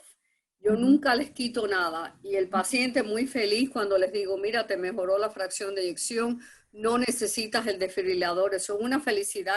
Les hago un baile si quieren porque no necesitan el desfibrilador. Pero a la misma vez les digo, no les puedo quitar nada. Tal vez le quito el diurético, pero la mayoría de mis pacientes andan sin diurético de todas formas. Pero le dejo el YECA. Yo no soy gran, Walter lo sabe, yo no soy gran fanática de sacubitril/valsartán. Creo que no se estudió correctamente. Y yo no uso 10 de enalapril, yo uso 20 de enalapril 2 veces al día. Y les dejo la aldosterona, la espironolactona y les dejo el beta bloqueante. Y se los tres medicinas y les pido que me lleven esas 3 medicinas porque he tenido la experiencia de pacientes que se creen ya me siento bien y entonces de pronto empiezan a alargar las medicinas y se vuelven a empeorar. Y me llaman diciendo, no me siento bien y mi primera pregunta es, ¿qué cosa te quitaste? Sí. ¿Cuáles de las medicinas para...? Efectivamente, tengo un muchacho así que lo tuve en Nueva York de 40 años, tuvo el primer infarto el día de la Navidad, estuvo en la casa sentado 3 días con el dolor porque no quería molestar a la familia porque eran las Navidades y entonces cuando se apareció ya en el hospital la fracción de eyección era de 25, una lesión en la diagonal que enseguida se la abrimos y lo subí a 40 y él trabajaba de policía. Y un día me llama y me dice, no me siento tan bien. Digo, ¿qué disminuiste? Bueno, el beta bloqueante porque me decían que no era bueno para la sexualidad mía. Y lo bajó y efectivamente le bajó la fracción de eyección. Así que a través de 30 años haciendo esto, yo no paro nada. Ahora, déjenme recordarles una cosa. Clara habló del CHARM, ¿no? De candesartán. Hay un subgrupo en el estudio de CHARM que hicieron menos diabetes, que la diabetes se le, ¿te acuerdas, Clara? La diabetes bueno, no la tuvieron y eran números pequeños, pero eran personas que estaban prediabéticas y aquellos que estaban en candesartán desarrollaron menos la diabetes. Así que cuando yo tengo un paciente así, los pongo en candesartán. Sigue siendo mi ARB preferido, es una vez al día. O sea que el paciente se lo puede tomar nada más que una vez al día. Y tengo dosis de 4 a 32. Tengo muchísimo espacio para aumentar las dosis. A mí me gusta muchísimo el candesartán. Y tiene ese efecto en la diabetes. Muy bien, gracias. El doctor Walter. Muchas gracias. El doctor Walter Alarco. Gracias, doctora Carolina, por el pase y primero felicitarla. Es creo que una de las pocas veces en donde los actores principales son mujeres y enhorabuena, ¿no? Y los varones estamos aquí abajo. Como debe ser, Walter. Como debe ser. Debe ser. Yo estoy en medio para poder hacer la igualdad y la complementariedad. Lean el estudio número 1 este mes en Jack. ¿Ya? Es autoras. En los estudios. Autoras de insuficiencia que no nos ponen de dirección de los estudios y no nos ponen en los papers, ni de primer autor ni de último autor. Yo llevo muchos años peleándome con él. Vamos. Bueno, primero voy a hacer un comentario, ¿no? A INCOR, en el programa, también tenemos el 35% de pacientes que llegan son diabéticos, ¿no? Entonces, esa es una realidad, creo. El tercio, el 30, el 40 es la realidad de la gran mayoría de unidades de insuficiencia cardíaca. Y muchas veces llegamos tarde en estos pacientes que sabemos que tienen más comorbilidades, que tienen más daño renal y que muchas veces son subtratados. Justamente, uno, puede ser por la propia enfermedad o dos, por el temor que pueden tener muchos colegas en que si yo doy más tratamiento a estos pacientes, posiblemente en vez de mejorarles voy a empeorarlos. Y no es así, o sea, es todo lo contrario. ¿no? O sea, no debe haber una diferenciación en el tratamiento de la insuficiencia cardíaca crónica porque el paciente es diabético. Más bien todo lo contrario, el paciente va a mejorar, ¿no? Y quizás el mensaje acá es, si bien es cierto, el actor principal en este momento son los inhibidores SGLT2, no hay que olvidar que la terapia fundacional es YECA, es beta bloqueador y es un antialdosterónico, ¿no? Y que no debemos tener inercia terapéutica y debemos hacer todo lo posible para que nuestros pacientes tengan esta triada. Y en aquellos pacientes que puedan tener la posibilidad de reemplazar por un ARNI, porque sabemos que acá en Perú hay que decir eso, la posibilidad, por más que el paciente tenga la indicación, ¿no? Y ahí podemos discutirlo, pero tiene mucho que ver con los seguros, tiene mucho que ver con el poder adquisitivo de los pacientes. Entonces, si no puede un ARNI, que esté bien tratado con su YECA, con su ARA. Y ahora pasando a las preguntas, quizás nuevamente retomando este primer comentario que hice sobre las mujeres, ¿no? Y la doctora lo reclamó en cuanto a que el grupo de mujeres en los estudios clínicos es muy bajo. Y si eso lo juntamos con la medicina de precisión, una de las cosas que también hay que tener en cuenta es el sexo, ¿no? Y Clarita también hizo una editorial muy bonita en el Jack en español. Y entonces yo les pregunto a las dos, ¿a las mujeres hay que tratarlas distintas, ¿no? Para lo que es insuficiencia cardíaca. En diabetes, por ejemplo, las mujeres muchas veces debutan antes que los varones y tienen más tiempo de diabetes, tienen más resistencia a la insulina, ¿no? Entonces, ¿cuál es su comentario en ese sentido? Y la segunda pregunta, la doctora Ileana, es, y lo dijo también, o sea, EMPA hubo un SGLT2 que demostró reducción de mortalidad, el otro no. ¿Los tenemos que estigmatizar así o los tenemos que hablar en grupo? Y que bueno, al final este tema de que uno bajó mortalidad en el estudio y el otro no, pues bueno, tiene sus múltiples explicaciones, pero en realidad hay que hablar de grupo farmacológico. Bueno, Walter, Dale. yo voy a tomar la pregunta de las mujeres. Walter, Ya. a las mujeres hay que tratarlas bien. Trátalas Bueno, bien siempre. siempre. Sí. En la vida y en el hospital. Bueno, hay muchos análisis de subgrupos de las diferentes terapias en insuficiencia cardíaca. Sabemos, por ejemplo, que se intoxican más con la digoxina. Eso es una de las diferencias grandes y lo sabemos por un subanálisis del estudio DIC. Sabemos que son súper respondedoras a la terapia de resincronización cardíaca en comparación a los hombres. Estas son como las grandes diferencias y sabemos que responden mejor a los betabloqueadores que los hombres. Estas son como las grandes diferencias en el tratamiento. Las guías definitivamente no plantean un algoritmo diferente para las mujeres. Quizá los datos más interesantes que yo he visto en un estudio de insuficiencia cardíaca son los del estudio Paragon, donde por primera vez vimos un porcentaje de mujeres del 57%. Yo no quiero decir que esto quiera decir que a las mujeres sí les funciona y a los hombres no, porque los subgrupos, como ya los mostraba, como lo mostraba Ileana tan magistralmente, solo generan hipótesis, pero a grandes rasgos, esas son las grandes diferencias que hay en los estudios de insuficiencia cardíaca, Walter. Excelente. Miramos, si echamos para atrás, cuando se empezó a mirar las diferencias por sexo, ¿hay alguna data que las mujeres no responden tal vez al YECA como los hombres? Correcto. Son datos bastante antiguos, ¿no? De los ARA no hemos visto en realidad diferencia. Pero lo mismo, 20% de las mujeres, 23, 24, no hay lo suficiente para hacer un análisis estadístico bien hecho. Nosotros miramos en el MERIT, miramos las mujeres, tenían el mismo efecto que los hombres, lo mismo en carvedilol, pero Milton Packard nunca nos dejó usar la data, yo la presenté en un póster, nunca me dio la data para escribir el paper. Y en Rouse hubo un pequeño estudio que parece que es bastante parecida como responden. Ahora, haber dicho eso es acordar... Ahora, perdón, ¿y en los ARNI sí? En los ARNI, el estudio de Paragon tiene sus problemitas. El estudio de Paragon no permitieron ingresar mujeres gruesas, ¿ok? Yo en Nueva York creo que pude poner 2 o 3 pacientes nada más, aunque tenía un conjunto de pacientes enormes y las tenía a dieta para ver si les podía bajar y poderlas poner en el estudio. Las tenía A ver todas. si pueden entrar. Entonces, ese compuesto de esa mujer gruesa, mayor, que es la mujer de insuficiencia preservada, no está en ese estudio.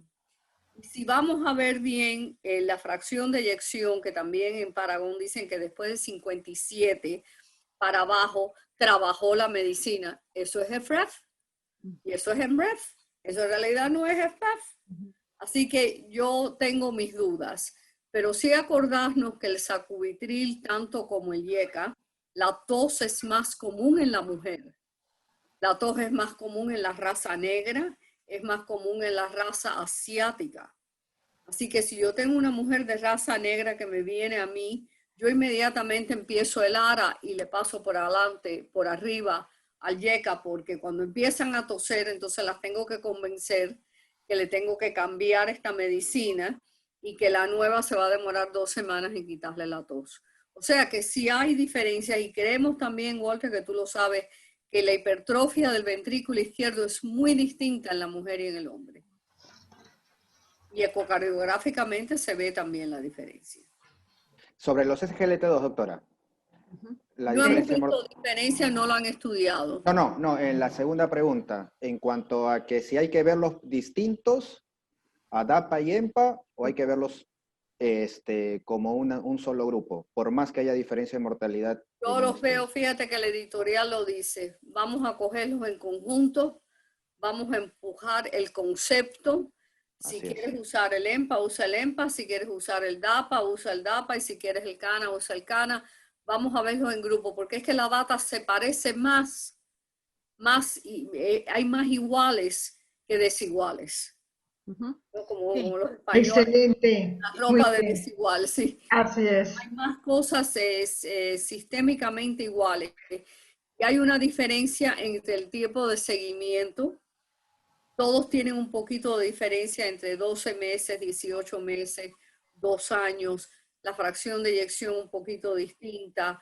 Así que para mí esto es como decir, te voy a dar una aspirina si has tenido coronaria, ¿right?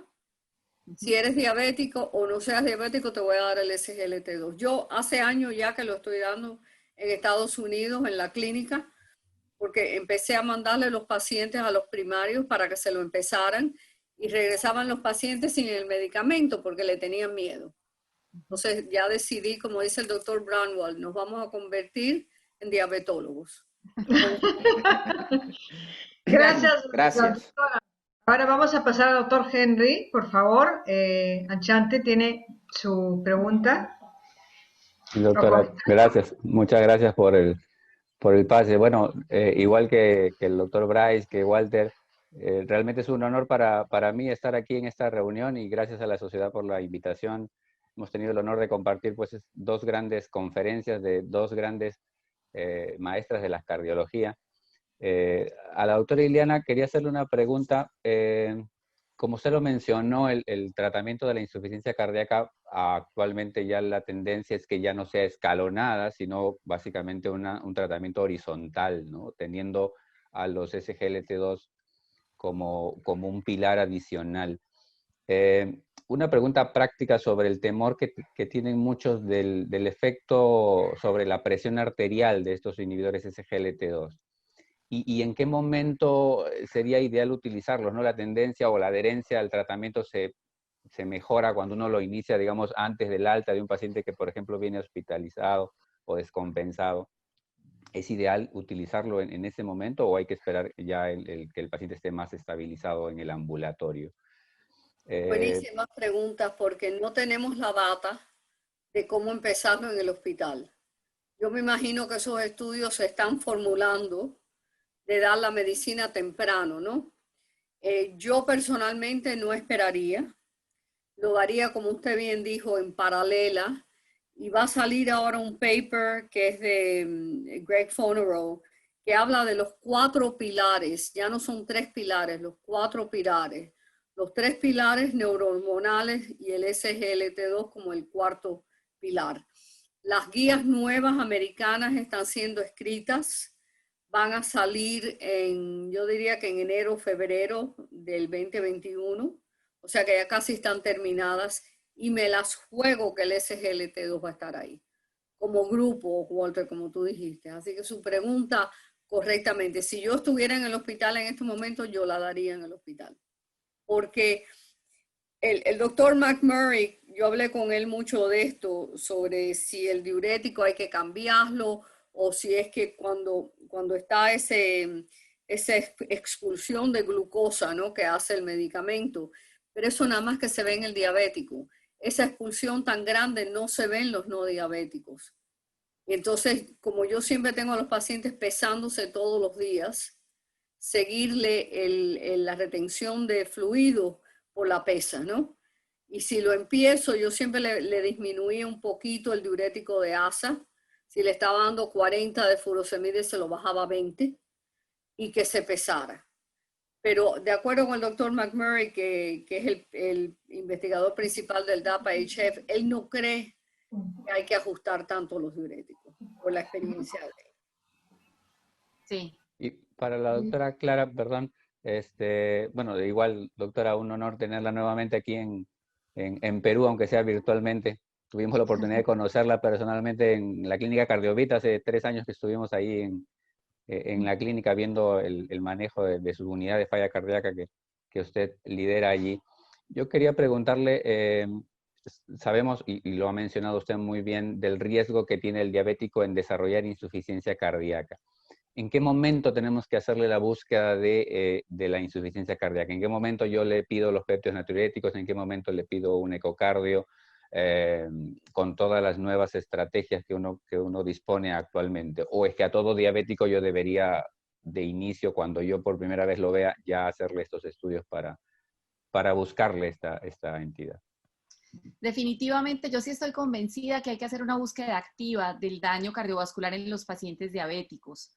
Probablemente un diabético joven que lleve poco tiempo de evolución de la enfermedad, en ese no sea tan intensiva, pero en el resto de los pacientes siempre hay que mirarles el electrocardiograma, hay que preguntarles por síntomas, si es posible hacer un eco, hay que evaluar, como ya les decía, no solo la fracción de eyección, hay que mirar qué más hay en ese eco que nos sugiere que ese paciente tiene insuficiencia cardíaca subclínica.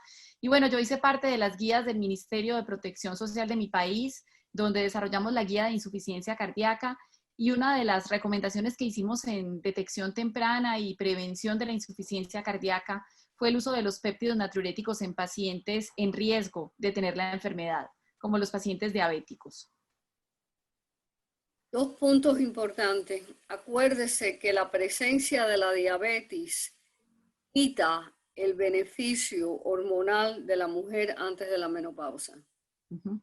Es el mejor igualizador que existe, la diabetes, número 1. Número 2, en aquellas mujeres que ya usted ve que han tenido hijos, pregúntele sobre el embarazo. Porque sabemos que aquellas que tuvieron eclampsia o preeclampsia o que tuvieron diabetes durante el embarazo, aunque se haya totalmente normalizado, esas mujeres van a tener problemas mucho antes que las que no lo hayan tenido. Yo considero la historia obstetra de la mujer muy importante en esos años. Y llevo a los residentes porque nada más que preguntan, ¿tienen hijos? Sí, 2, no. Bien, ok, ya, los hijos están saludables, se acabó la historia. No, vamos a preguntarle cómo fue el embarazo. Claro. Muchas veces nos damos cuenta que esas mujeres jóvenes ya tuvieron, yo le digo que esa es la prueba de ejercicio. Que fallaron, esa es la prueba de ejercicio que fallaron.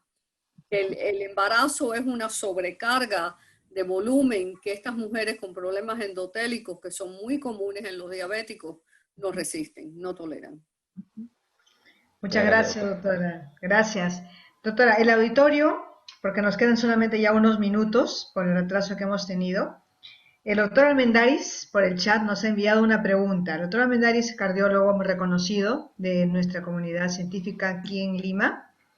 Él es ecocardiografista y él está preguntando cuál es el límite inferior seguro para un hipertenso con falla cardíaca y fracción de eyección reducida. En la cuestión de la presión Sí. con los tratamientos, ¿no? Sí. Yo diría, la mayoría de mis pacientes están en los 90 y pico, hasta los 80 y pico altos, y mientras que no tengan síntomas, le voy quitando el diurético. Y si les tengo que liberar un poquito el sodio en la comida, también se lo libero para tener un poquito de presión. Si la presión está muy baja, le quito el carvedilol y le pongo el metoprolol succinato, que yo creo que ustedes lo tienen también, o el bisoprolol, que es una tremenda medicina Así y es es. bastante económica también. Perfecto. Hay otra pregunta también del auditorio. El doctor Renato Pacheco pregunta si el cuestionario de Kansas, ideado para falla cardíaca crónica, podría también usarse en el contexto de falla cardíaca aguda. No está tan bien estudiado en la falla cardíaca aguda. Precisamente esta semana tuvimos esta discusión en el FDA sobre ese cuestionario, que no tenemos un buen cuestionario para la falla cardíaca aguda. Donde se empezó ese cuestionario, ellos empezaron a dárselo a pacientes que iban a la casa, que habían estado ingresados, pero que ya se iban a la casa. Y los números eran bajísimos, eran de 30 y pico. Y en cuestión de 1 o 2 semanas ya había subido a 50 y pico. Así que lo puede usar, sería un experimento interesantísimo, mirar a ver, existe en español, está traducido como en 54 idiomas, así que existe en español. Ya. La doctora Luz Mendoza también pregunta si es necesario suspender IECAS o ARA2 en pacientes con insuficiencia cardíaca reducida en diálisis. Estos pacientes en diálisis pueden recibir estos medicamentos. Lo que hay que vigilar es el potasio, pero pueden recibirlos si ya están en terapia de reemplazo renal. El que no deben recibir pacientes en diálisis es sacubitril valsartán. Excelente, excelente. Hay otra pregunta, dice, en los SGLT2, los efectos pleiotrópicos, ¿sería entonces la cuarta terapia que se debe de dar para los pacientes en falla cardíaca? Yo creo que la doctora mostró muy bien en su presentación y yo también les presenté los beneficios de estos fármacos en los desenlaces importantes en la enfermedad. Definitivamente sí, llegaron para quedarse como parte del tratamiento esencial de la enfermedad. Tenemos más de 25,000 pacientes ya entre todos los estudios que se están haciendo. La data no engaña. Sí, muy bien. Gracias, doctoras. Hay otra pregunta ya para terminar. Dice, ¿son comparables los estudios siendo poblaciones diferentes? Los estudios del Canvas, el Empower, el Declare, ¿se pueden comparar esos estudios cuando fueron con poblaciones diferentes? Bueno, yo voy a tomar esa pregunta. Si miras, en Parrett Outcomes fue un estudio de pacientes con enfermedad cardiovascular establecida. Declare fue una mezcla de ambas poblaciones, al igual que el Vertis y el Canvas. Lo que está claro es que en estudios de diabéticos con enfermedad cardiovascular establecida, esto quiere decir prevención secundaria, hay un efecto en reducción de mortalidad. En pacientes en prevención primaria, el efecto consistente de todos es en reducción de hospitalizaciones por insuficiencia cardíaca. Pero igual como mencionaba Ileana en su conferencia y lo que sabemos de los estudios en insuficiencia cardíaca, definitivamente en los estudios de diabetes también tenemos que entender que es un efecto de clase para estas moléculas, sobre todo en reducción de hospitalizaciones por insuficiencia cardíaca. Perfecto. Y la última pregunta, dice, ¿la PolyPill podría mejorar la adherencia en pacientes con falla cardíaca? La PolyPill que salió publicada en el New England Journal. A ver, doctora Ileana. Tenía 3 antihipertensivos y un estatín. Esa era la PolyPill. Sí. Se presentó ahora en el Congreso Cardiometabólico. Para los pacientes de insuficiencia, ellos salen del hospital con 13 medicinas distintas. Sí. Si se pudiera crear un PolyPill que permitiría el subir las dosis y bajarlas, sería muy bueno si se tomaran las medicinas. Yo trato de hacer contrato con mis pacientes. Te voy a hacer un contrato de que tú me vas a hacer por lo menos una cosa para mí. Porque todos los pacientes quieren que nosotros estemos felices. No hablamos mucho de eso, pero es así. El paciente, cuando ya tiene la confianza con nosotros, quiere que nosotros estemos contentos. Digo, ¿tú quieres hacerme a mí contenta? Tómate las medicinas. No las estires, no las saltes, no las dejes, de cualquier manera. Por eso le trato de hacer el régimen lo más fácil posible, de una vez al día o 2 veces al día a lo más, porque tenemos más gerencia en esa manera, de 1 o 2 veces al día. El video, dile a César. Bien, doctoras. Tiene 197 personas. Bueno, ha habido un poquito más. Lo que pasa es que tuvimos ese tema al comienzo de la sesión, ¿no? La última pregunta dice, si el paciente mejora, cumple la medicación, pero ya en el seguimiento dejar lo mínimo esencial, ¿cuál sería ese mínimo esencial? Ya dijimos que no quitábamos las cosas que mejoran al paciente, el diurético es lo único que le sacamos, el resto de cosas son necesarias. Ya, y lo otro es, en realidad no sabemos cuál es el mecanismo realmente a ciencia cierta de los SGLT2. Hay muchas teorías. Yo principalmente creo que es el metabolismo dentro del miocardio, cambiándolo de los ácidos, no sé cómo se dice en español, free fatty acids. Los ácidos grasos. Ácidos grasos. Para allá y para acá. El corazón le gusta cambiar el metabolismo intramiocardio. Y yo creo que el efecto de pérdida de glucosa, sodio y agua explica los efectos iniciales, pero a largo plazo yo estoy de acuerdo con Iliana que es la teoría metabólica la más promisoria. Son varios. Bien, muy bien. Bueno, muchísimas gracias. Quiero agradecer en primer lugar al American College por haberme permitido organizar esta sesión junto con la Sociedad Peruana de Cardiología, con el doctor Enrique Ruiz Mori, así como a las interesantísimas conferencias que hemos escuchado de la doctora verdaderas líderes mundiales de opinión en insuficiencia cardíaca. También quiero agradecer a los panelistas, al doctor Alfonso Bryce, al doctor Walter, al ARCO, al doctor Henry Enchante también. Y por supuesto a toda la audiencia que nos han acompañado, más de 200 personas conectadas hasta este momento que hemos tenido prácticamente una hora casi, bueno, 1 hora y media, 2 horas casi. Antes de terminar tenemos un pequeño detalle para nuestras invitadas.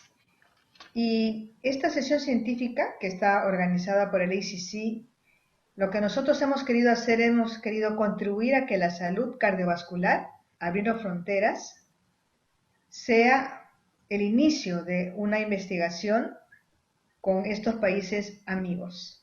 Les pido solamente 1 minuto para terminar nuestra sesión. 1 minuto.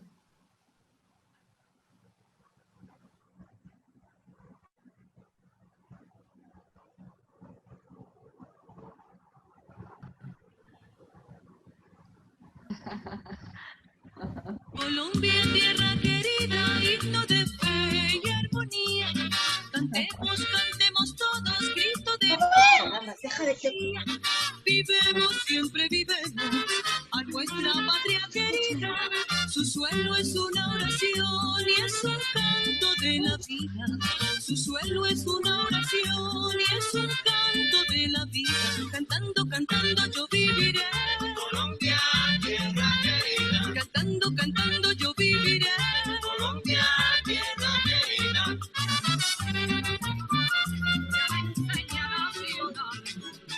Por eso canto a las flores y a la mañana. Le canto a Cuba querida, la tierra de mis amores. Ay, le canto a Cuba querida, la tierra de mis amores.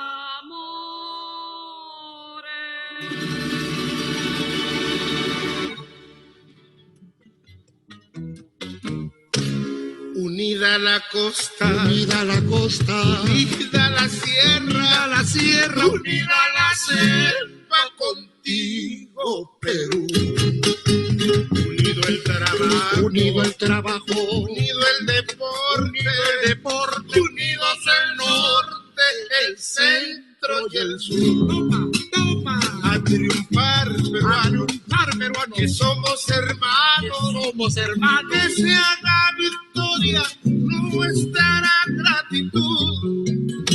Te daré la vida y cuando yo pueda me uniré en la tierra contigo.